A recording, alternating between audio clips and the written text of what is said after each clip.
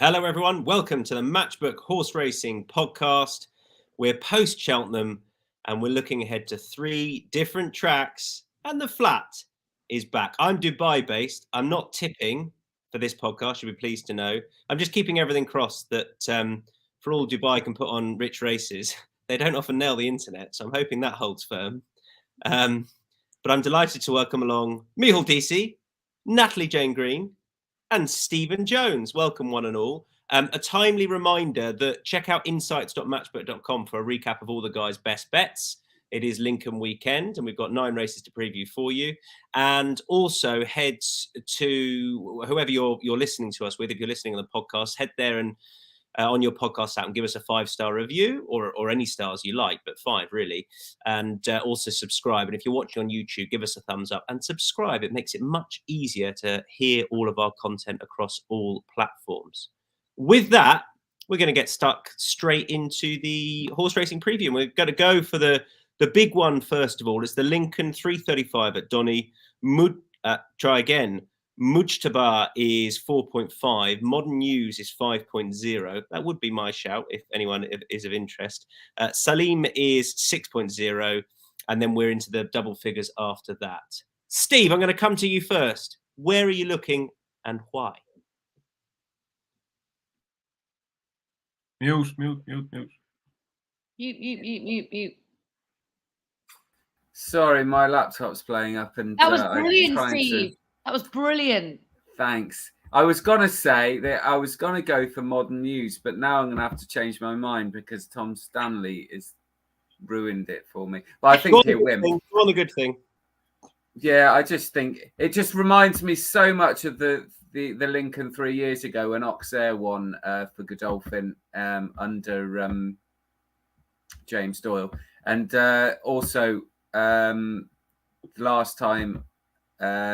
last year when Hackey or something won, and they used Bernard de Saliette, who was the hot young apprentice claiming 7. Well, Charlie Appleby's put Harry Davis up on Modern News claiming 7. Harry Davis, it makes you feel old when you can remember the jockey's father's riding, Steve Davis, who was a very good apprentice. I think he was with Henry Cecil or someone.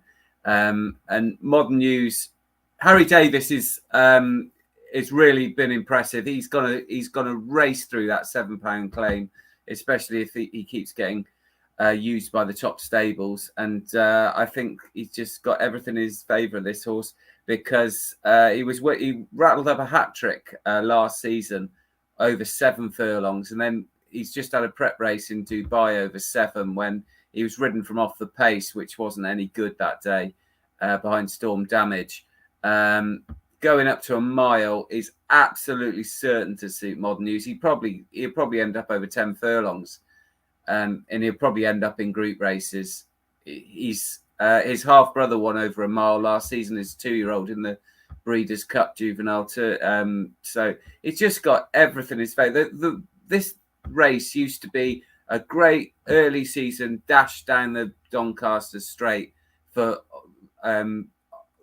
favourite old handicappers, and now it is just for 4-year-olds who are very, very well handicapped and are probably going to end up in group races like a Dave did a few years ago, who went on to win Group 1s. And it's changed the race, probably not for the better, because there's only a few horses that can win it now, and Modern News is at the top of those, in my opinion. I think everyone's in agreement, which is terrifying. Natalie, how many selections for you? Yeah, well, Tom, I was relying on you being over in Dubai with all the pronunciations. So I'm probably going to say the trainers' names to avoid total embarrassment. But I can see the appeal with the Haggis horse. Steve's already touched upon it. That was on my notes. The Dave, of course, like that stepping stone. And wow, went on to amazing things. I think there is quite a bit of hype in the yards about Muhu Chutaba. I'm never going to be able to say these names. But Modern News, exactly what Steve said. Look, I've been looking up. I worked at Doncaster for years. I can't remember actually how many Lincolns I've done. I know 8. And even though I'm not over Cheltenham and over jumping, I won't let it go. It was also a very exciting time of year to see them on the turf. I just used to love going to this meeting because it is exciting, and you really get the feel for the flat again. And I just think that this Modern News, I mean, this Shamidal Gelding, bit slow into stride latest at Meydan, wasn't it? Winner at Lingfield the time before, course form at Doncaster, which is important because, you know, it is a stiff enough finish. I just thought it's going to be race fit. Every box I looked at, Modern News ticks. So I'm firmly in that camp, but I wanted to give a little each way for the Andrew Balding horse, Notre Belle Bete. Bete? Yeah. Anyone? Good for me. Good for me. David Probert, who obviously I think a lot of. I just thought this horse could hit the frame at a slightly bigger price. I was just trying to, you know, mix it up a little bit for King Power Racing. Yeah, I could say basically just because of the owner and trainer combination, and obviously 2 wins and the distance. A bit out on the ratings compared to the others, but Modern News looks the winner. But I thought I'll just mention Notre Belle Bete with the ground and at Donny. Who's about a 9.0 shot, win and place, I guess. DC, what about you, bud? Yeah, Modern News is the main pick for me. I think he'll win. Not going to go into the argument that Steve and Natalie have covered that fairly well. I'm going to give a small shout then to an outsider. What's the story? Keith Dalglish's horse. His best run of the season last year was at this meeting in the Spring Mile. Sorry, he finished a length behind top ranked. Kind of tailed off for the rest of the season. He was down the field in the Hunt Cup in New York, but like it's decent Doncaster form there. He's a massive price. He's going to be about 34.0, maybe 41.0. So, and as Steve, like this used to be a race for all handicappers. He's an 8-year-old, but he's a good solid horse, and I think he's got a nice draw there on 10, so I'll be having a little small win bet and a nice place bet on him for 4 places. So what's the story at a slightly bigger price for Dease? But terrifyingly, there's lots of agreement about Modern News, so hopefully he gets the job done. We're going to go back to the start of the day at Donny now, and well, look, we don't have current prices for this, or not any up-to-date prices for the 115, the Brocklesby. It's the first 2-year-old race of the season. But I wonder if anybody has any nuggets of info or any particular fancies for these juveniles. There's a bit about, well, there's a couple of people who fancy Persian Force here. So, Steve, I'll come back to you first of all. Why Persian Force? Well, it's a bit of a guess, isn't it? Because they're 2-year-olds who've never run. But with Persian Force, obviously trained by Richard Hannon, who hasn't won this race, strangely enough. I'm not sure from memory how many runners that he had. I think he's had a few, but I don't think he tends to be a guy that targets it particularly. But Persian Force's full brother Gubbas won first time out early last season, has got a good pedigree, and that's as far as it goes, really. It tends to be which 2-year-old is best drilled, fittest, and is sharp enough. And I mean, like I say, it's a guess, but it's Persian Force has got to have some sort of chance. And Ross O'Ryan rides. I think he's going to have a really good season. Very impressive last year. And I think he's going to have another good season, climb the ranks again. Yeah, I'd definitely go along with that last statement. Running for a good team as well. DC, what do you want to add? Not much. Just I suppose that Memas is producing a lot of good sprinters. And this is 5 furlong.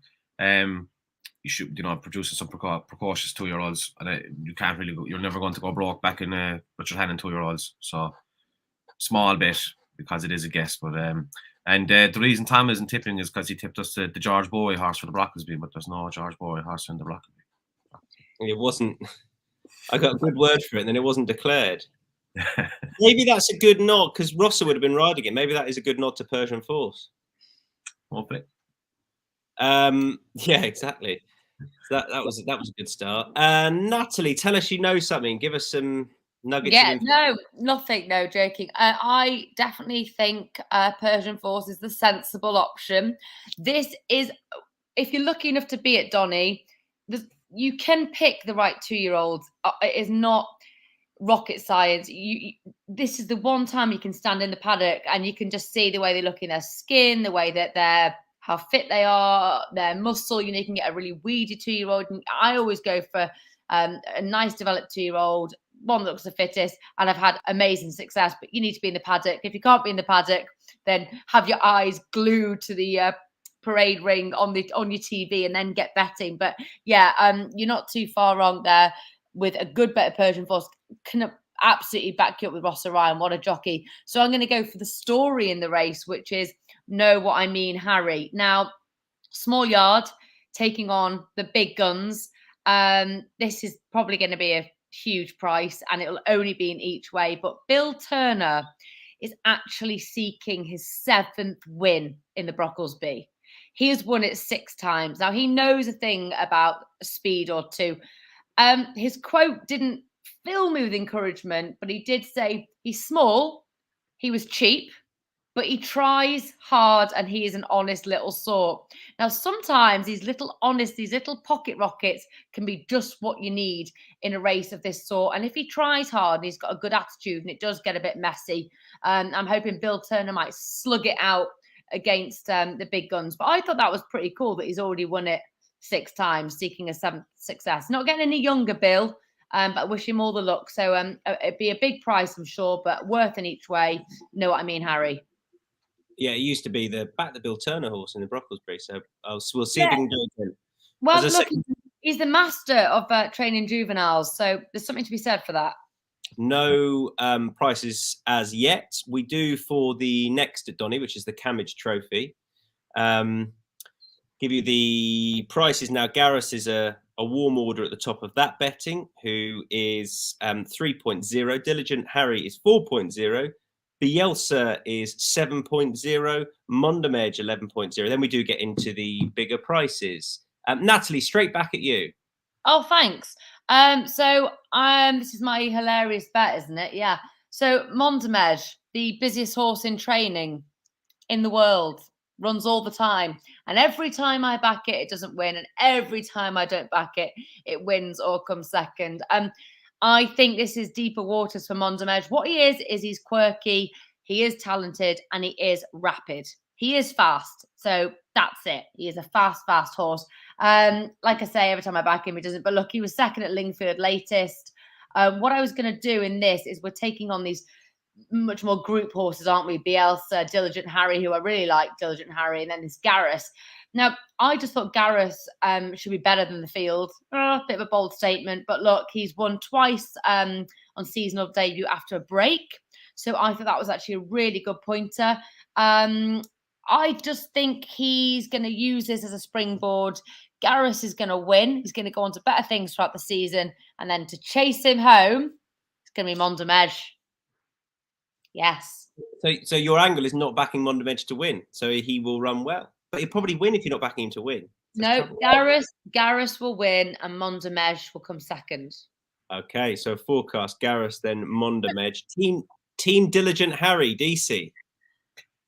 Yeah, I really like Diligent Harry. He started off, he didn't run as a 2-year-old, but he had 4 runs in the all-weather at the start of last season, kind of from January up until he won at the Easter meeting at Lingfield, beating Mighty Gorka. I always kind of thought that he might want softer ground, but his run behind Happy Romance there at Newbury last year was a cracking run. Like, he's only had 7 runs, and he's entitled to have improved, I think, physically and mentally over the winter. It's more of a price thing. I think Garrus is probably the best horse in the race, right? But I always get the feeling Garrus wants it like as hard as tarmac, really, to be at his best. He really needs it rattling fast. And it's saying good to soft, I don't think it is good to soft in Doncaster, but I can just see Diligent Harry improving past him this year, and I'm willing to have a bet on him, just win only. Win only Diligent Harry, 4.0. How do you want to flesh that out, Steve? Come back, Steve. Agree with unmuting I agree with that. No, I think Diligent Harry's a horse I like a lot and thought he was always going to improve this year. Sometimes sprinters struggle a little bit, 3-year-olds, and like he said, he didn't run as a 2-year-old. I think he's going to be verging on top class. And Clive Cox brings these sprinters on like this, and I think he'll be competitive in Group 1 races. And if that's the case, he's got to win this. And I think the sun drying out a bit. He did run very badly on soft ground at Ascot, but I think that was more to do with the fact he was very keen that day, returning from a break on heavy ground. That wouldn't have been ideal. So it's all on potential, really. I think the ground will be good by Saturday, and I think that'll be ideal. And I just think he's a really nice horse, and will, like Dee says, improve past Gareth, who is now a 6-year-old. But the one thing about Gareth, though, because I actually do agree with Dee's about the ground, because looking at, you think, oh my God, good fun. But it seems to me now he's 6, the older he's getting, I think he's more comfortable with a little bit more juice than he used to be. I think he did love it rattling, but I think he's gotten over that a wee bit, and he's a little bit better on the softer surface, hopefully. Well, on good ground.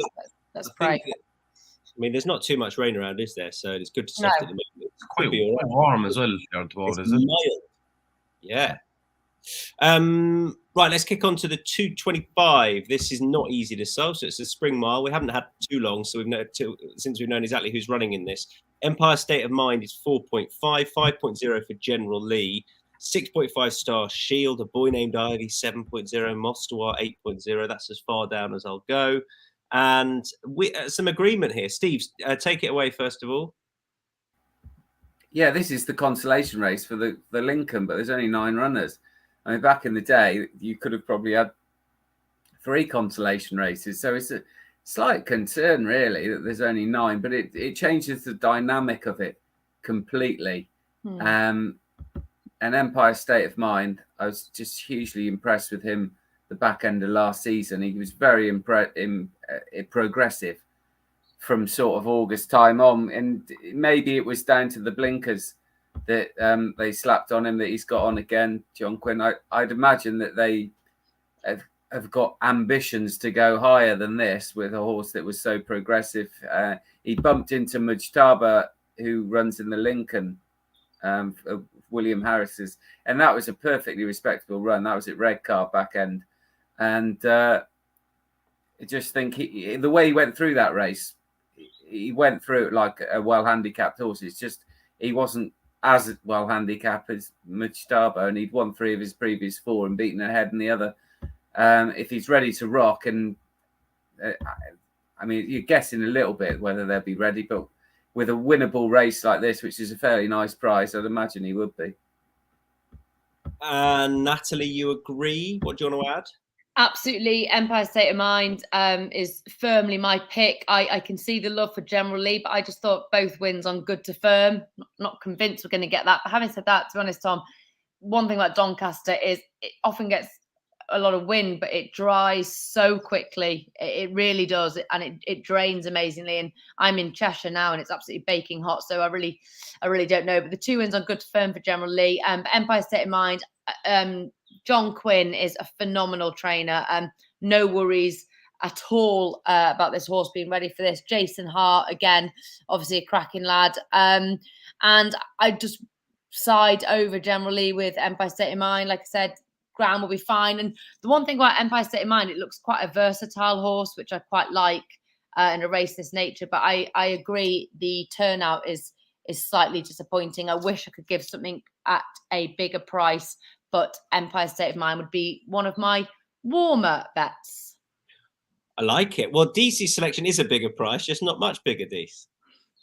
Yeah, I would really like General Lee for this. I didn't pick those a good below from it. I just we did a podcast for that beating at Goodwood that he won at last year, and we were having the crack about I think there was a Dukes of Hazzard double. Maybe Duke of Hazzard was running the same day as the same owners, but thought he was very, very good that day. He absolutely balled it up. Looking back at it, he won by 2.5 lengths, but I thought he won very easily. I thought when I crossed my first look at this race, the 45 runners, now he just stood out to me straight away. Now he does have the burden of top weight, but he's really 85. I'd say he definitely has a bit more in hand for that. And but I know I'd say like his wins are on good to form, but he's by low up to Vegas, so I mean he should be able to handle a small bit of cut in the ground if there is. Yeah, I think he's got a great chance.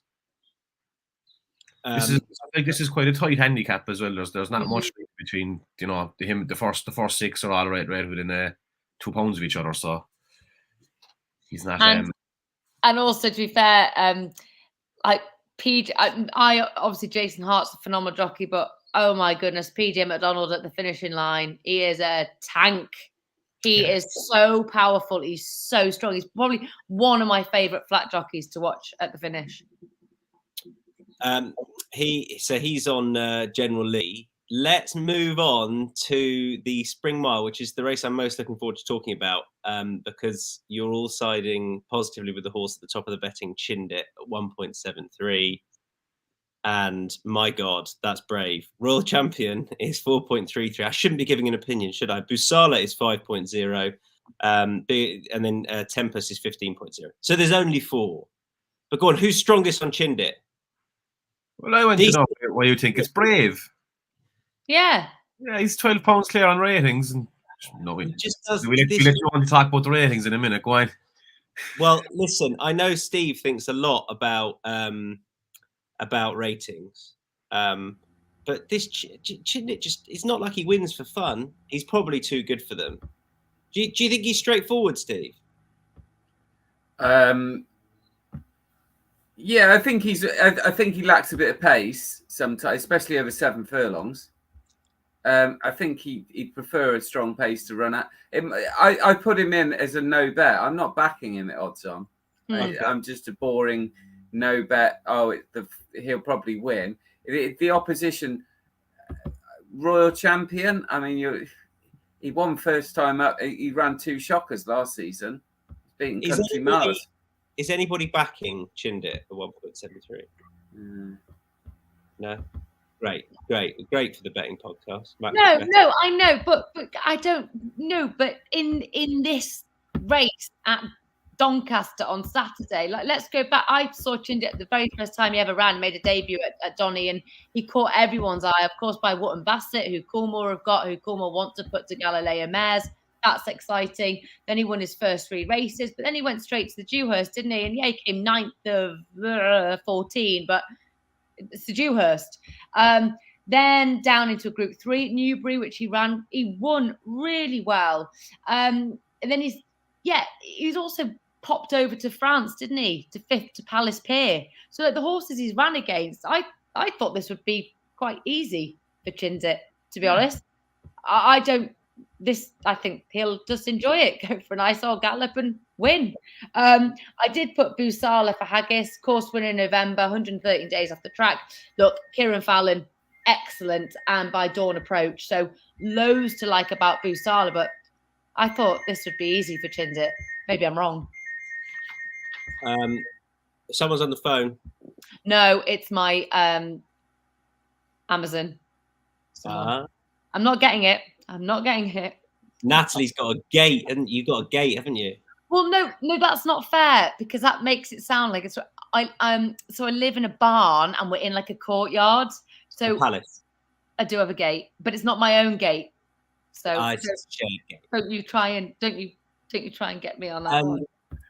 Okay, so he's 1.73. He's not a bet for anyone, but you think it might be quite easy. Would you back Busala? Against Chindit. Yeah, why not? Just a bit of fun. Why not? Who knows? Dees, do you have anything else to say about this race? I know this is a massive step down in class for Chindit.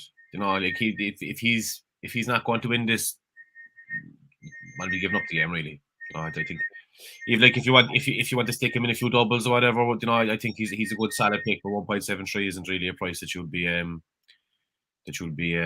punting and first time up for the season, I suppose. No. Steve, do you want to add anything? Tempest would probably boss it, and Chindit would probably be too good, but I don't know. I wouldn't back it. I don't bet odds on, Tom. Don't bet odds on. I don't like betting short horses. So. No, it's not the same. I'd rather have Busala over Royal Champion, but again, I'd probably end up with egg on my face. But I think Chindit's just too good and ran in too good company for this sort of race. Not the hottest race I've ever seen. No, it's only 4. It's disappointing, isn't it? All right, sign up offer time. You might want to put £20 on Chindit. I don't know, £20 welcome offer. It is money back as cash if your first bet loses. It's for new customers only. You've got to use the bonus code RF.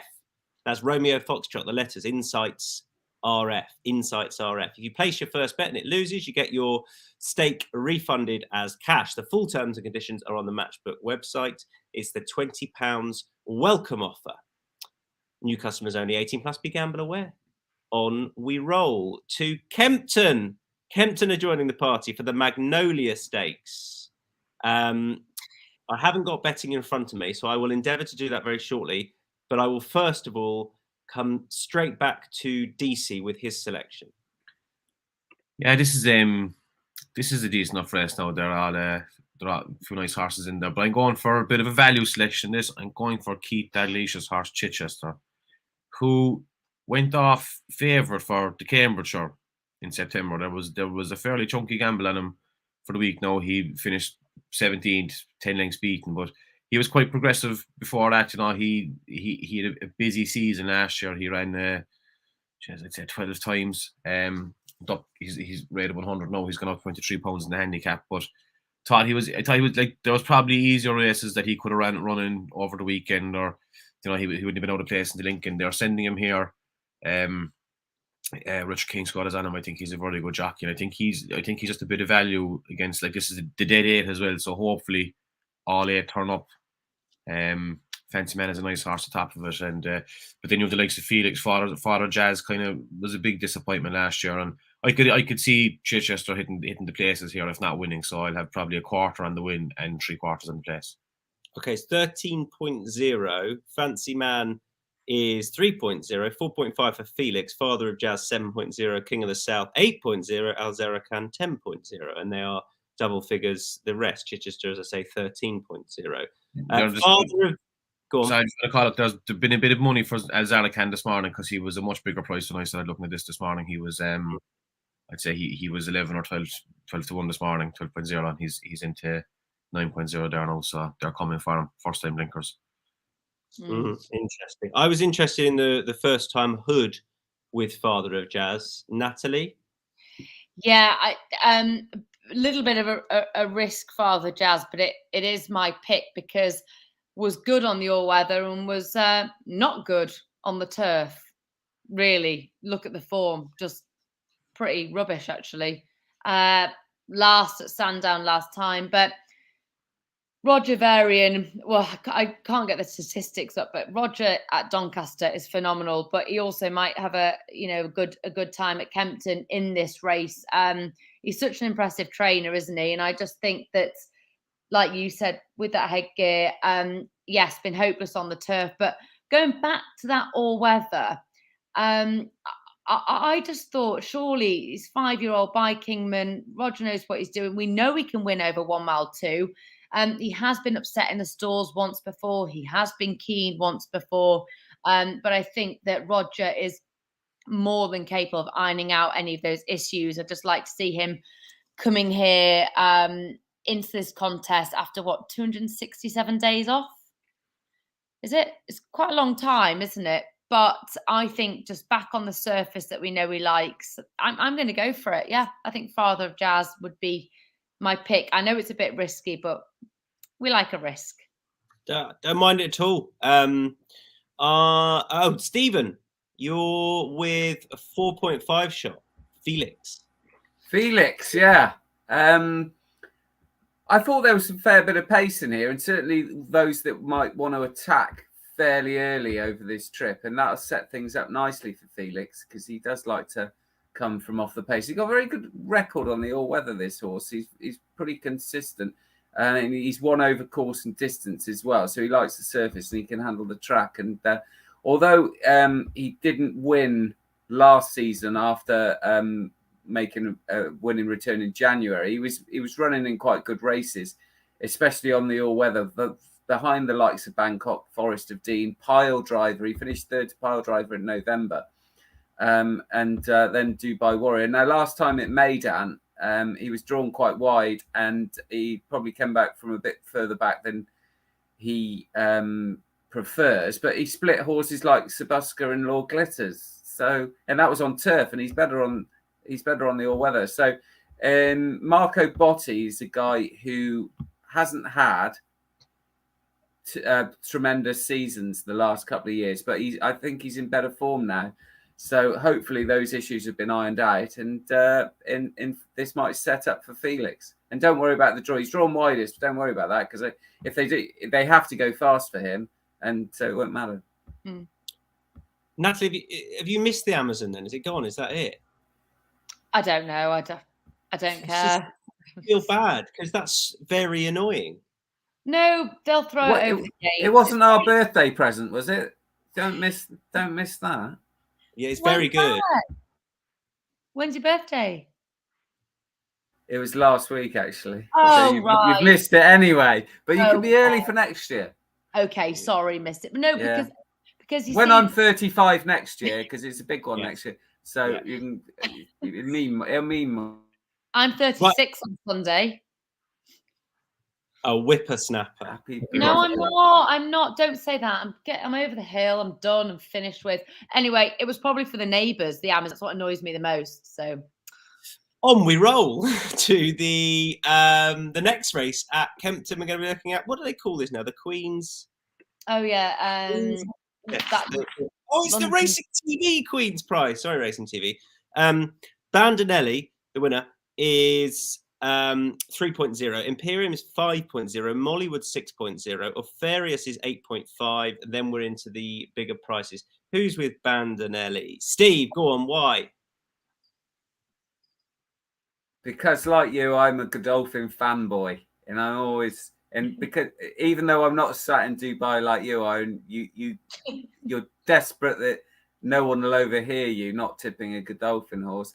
Imagine if Ollie Murphy trained for Godolphin. I'd put them all up. Right, go on.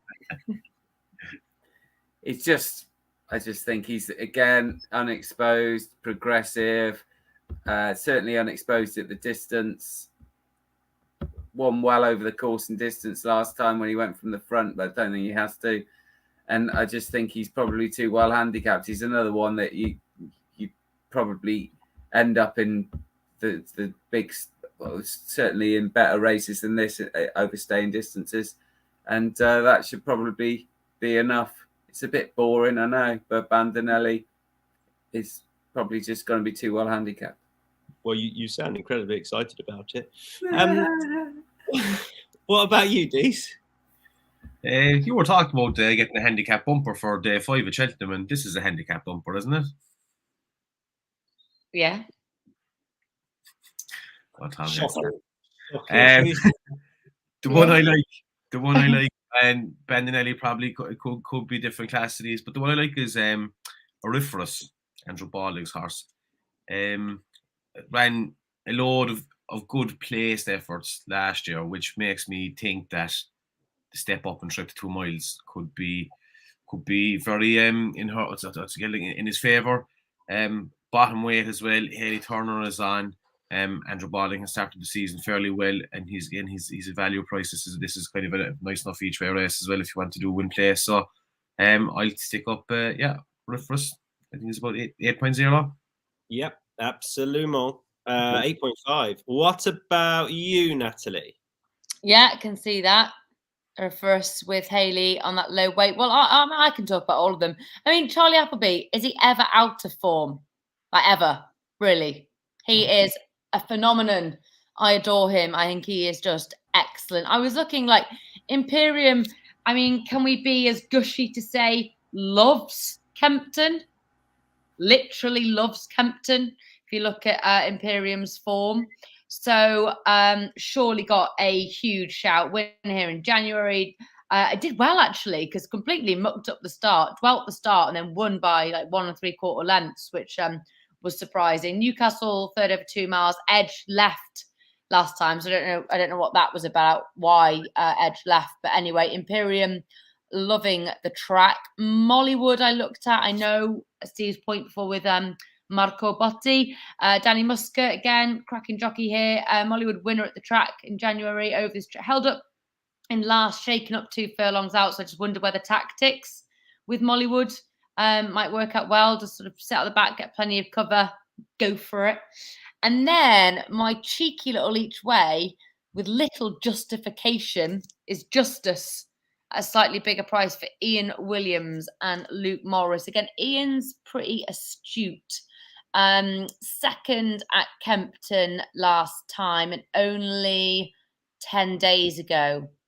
So knowing Ian, I'm just thinking I'd be silly not to give that. I'm going to have a nibble on that. Yes, I am. So Justice as a little each way. Can absolutely see why the fav's the fav. Imperial loves Kempton.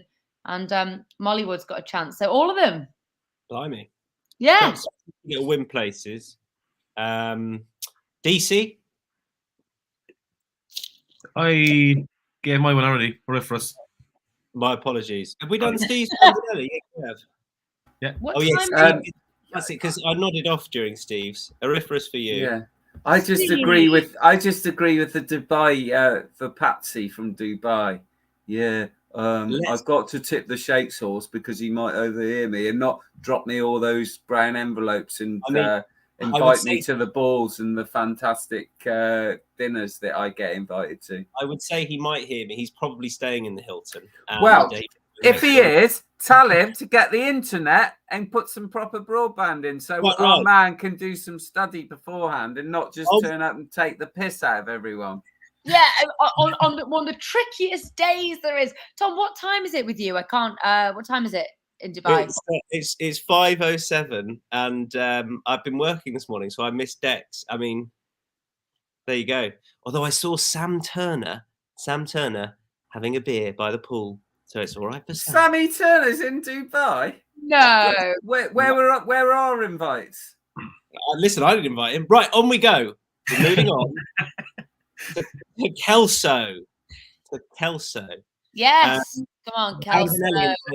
Bandinelli's top rated on Sam's figures, apparently. He thinks he's a sure thing. Anyway, we move on. He had a drink. We move on.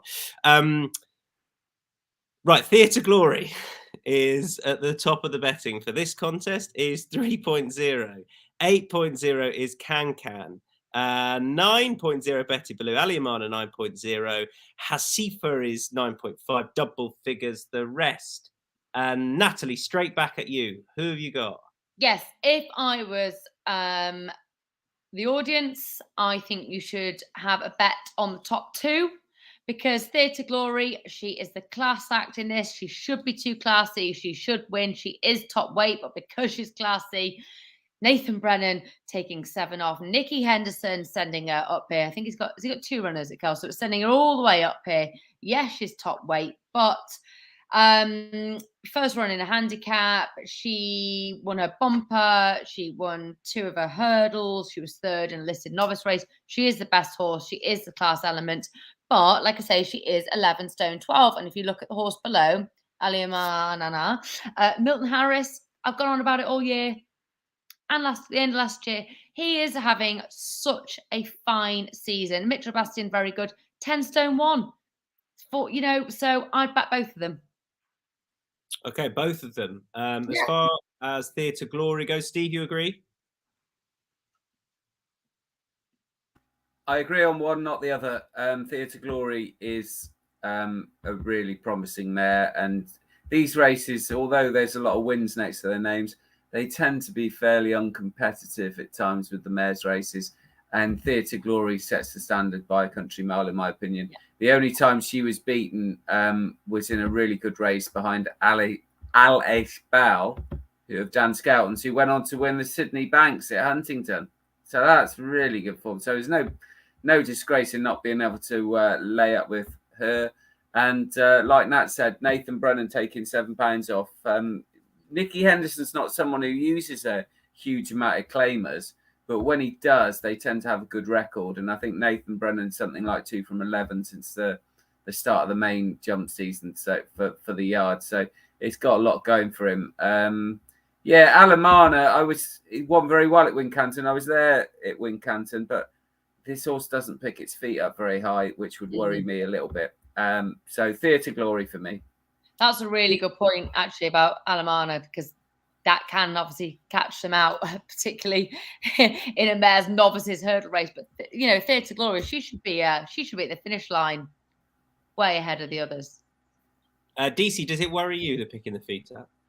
I hadn't really noticed that now, to be honest, that she doesn't really pick the feet up, but she's managed to win a few hurdles races, so she can't be that bad at it. It's just kind of an interesting campaign. Like they had a go at a few good 3-year-old hurdles there before Christmas, gave her a break, got her qualified for this, qualified in good style.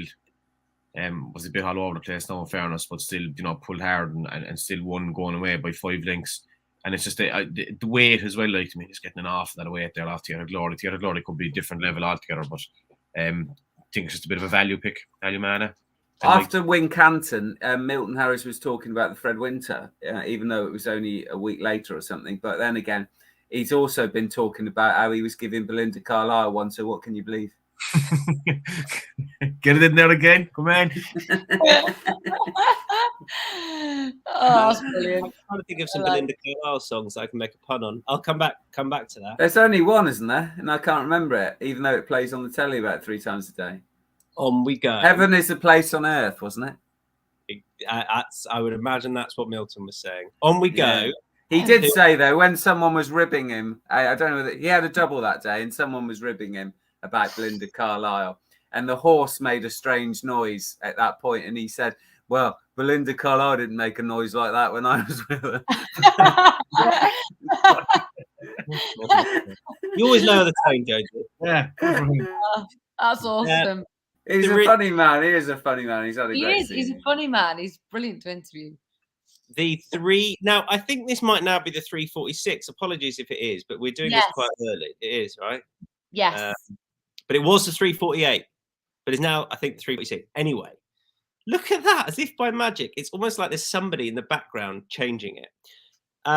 Sultan's Pride is 3.0. Waku early market is 4.0. Kaiser 5.0. T's components that's 6.0. 7.5 small present. My goodness. This is a pretty tight little heat. Do you have anything for this, Steve, or sitting it out? You're very welcome to sit it out. I did the race that's going to be on ITV earlier because they switched over, and I did look at the entries of this and came down on Waku, but again, it's going to be a bit disappointing. And I thought oh no, my computer's crashed. But I think Son of the Somme in the other one, but it's favourite. So I'm sorry, I'm all out. What race is Son of the Somme in? What time is there? Because they've changed it around slightly. I think it's 1:35. But it's Son of the Somme's favourite with Brian Hughes. I thought it might be a bit bigger than that. I thought it was a very interesting, consistent horse who had probably been laid out for a race like this. Good. I feel this is going well. So back to this race. You fancy Wacool, do you, Dees? Yeah. Nice little bonus tip from Jonesy there. Do fancy Wacool, yeah. Like this, I did the Kelso stuff last because handicap hurdles in Kelso.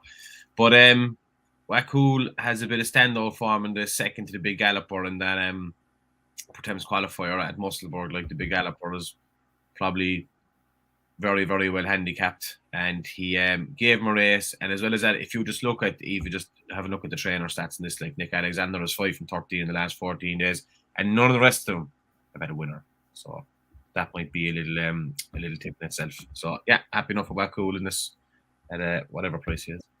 Natalie? Yeah, no, Nick Alexander, that was it 5-timer? It wasn't 4, so it was a 5-time, was it? I mean, he's absolutely flying. So all I'd say about this race, I don't have a particularly strong opinion, is Sultan's Pride and Wacool have had fantastic seasons. Like, you talk about Northern handicappers, both those horses, they'd be great fun to own, wouldn't they? Not too much between them. Good jockeys on both. Conor Farrell, very enthusiastic jockey, will definitely go for it. Doesn't really give the horse a chance to second guess. It's like, go on, you're going, which I like. Theo as well. God, lots of good vibes about Theo. I have come down a little bit on Kaiser, Craig Nicol, Ewan Willans on the borders there. I think around 4-1. Just the 10 stone 8. So bottom weight, which I quite liked because we know that Kaiser stays 3-2. We know he's a course and distance winner. So I just thought, we've got to come down on one and try and take on the 2 horses that have been performing really well. But Kaiser off that bottom weight, and Stays, I thought will be quite well suited by this. Okay. So anyone got any lays? Best lays? No. Anybody? No. DC, no. What do we lay? Fine. Chinned it. Jonesy. I'm joking. No, right. No, it's fine. No. We move on. That's fine. You can do it on the Matchbook Exchange, but if you don't have to, that's fine. Let's move on to best bets. Steve Jones, who is your best bet for Saturday? I'm going to go for Diligent Harry because I think he's quite possibly going to be competitive in Group 1 races later in the season. So Diligent Harry in the Camage Trophy? Diligent Harry. Micheál Deasy, your best bet? Generally, for a big weight carrying performance in the Spring Mile. And Natalie, your best bet? Oh, mine's so boring. Theatre Glory is the winner at Kelso. She cannot be beaten. Good. Sorry. Theatre Glory. It's And my best bet is the Milton Harris Belinda Carlisle double. Thank you very much, everyone. Hope you enjoyed this. Steve Jones, what a man. Hope you've enjoyed all the stuff that we've given you today. It's been from everywhere, really. Peter's best bet is at 135 at Kelso, Headscarf Lille. Good stuff, Peter, as ever. Thank you. And we will see you again next week. Check out Insights. Don't forget for all of the best bets from the team up there. And we'll chat again soon. Ta-ra. Ta-da.